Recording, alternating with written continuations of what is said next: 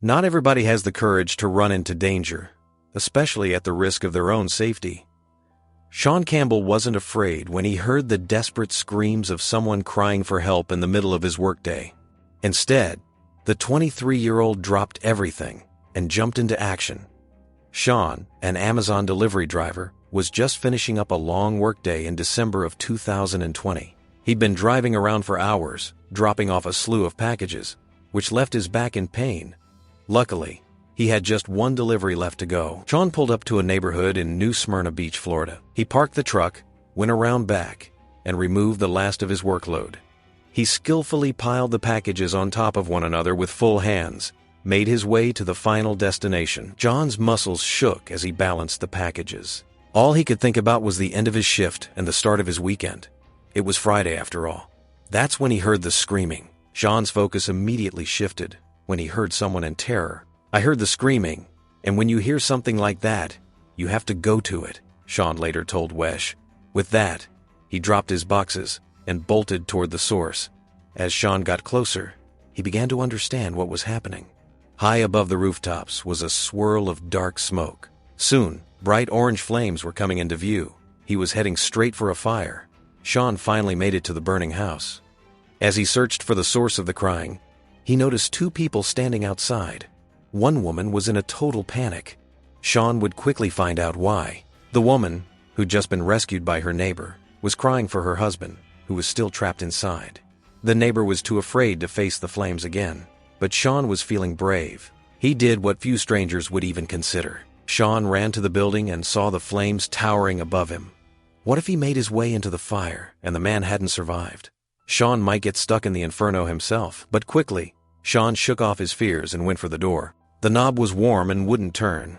With sweat pouring down his face, Sean began ramming his body against the door. He kicked and thrashed until finally, he ripped the door off the hinges. With that, he ran inside to search for the man. The house was filled with a smoky haze. Sean yelled out to the man, but there was no response. "Perhaps I'm too late," thought Sean. Then he entered the kitchen and gasped. There was the elderly man standing alone, holding onto his walker for dear life. "I don't think he really knew what was going on," Sean later told Wesh. "I was like, 'Sir, come on, I need to help you. Come on, let's get out.' But the man wouldn't budge." Sean could tell the elderly man was confused. To get him to move, Sean would have to be calm and rational. The old man, still in a daze, insisted on grabbing his walker. But Sean knew that wouldn't suffice. "I was like, 'No, we gotta move. You've got to see another day,' said Sean, trying to move the old man along without hurting him. As the old man shuffled, smoke billowed in the hallway.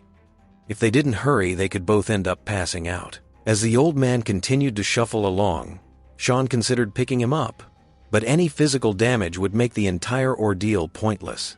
Slowly and hastily, Sean led the old man to the front door. Finally, the pair made it through the doorway. Flames gathered behind them as they made their triumphant exit. The woman who'd been screaming was now crying with joy. Moments later, firefighters arrived on the scene.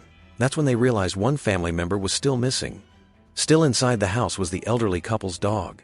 Fortunately, the delivery driver didn't have to go back into the burning building. Sean was shocked to witness the arriving firefighters rescue the pup in less than 2 minutes. As for the house, it was simply too late. The couple's home was no longer livable. Thankfully, they were able to move in with their grandson, whose father, Tim West, was in shock after hearing about his parents' rescue. Tim was beaming as he spoke to Wesh. It was fantastic that he was both here and able to go inside, and brave enough to go inside, Tim told Wesh of Campbell. "We really appreciate that."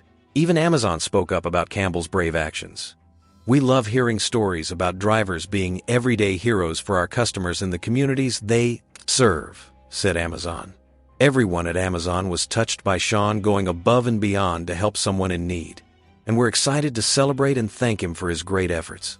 Sean's response was humbling. "I'm thankful I got the people inside out," Sean told Wesh, both relieved and heartened to have helped someone in need. Locals are now calling Sean a hero, and we couldn't agree more. Sean insists he was just doing what anyone else would, and as luck would have it, he wasn't the only Amazon driver to prevent disaster.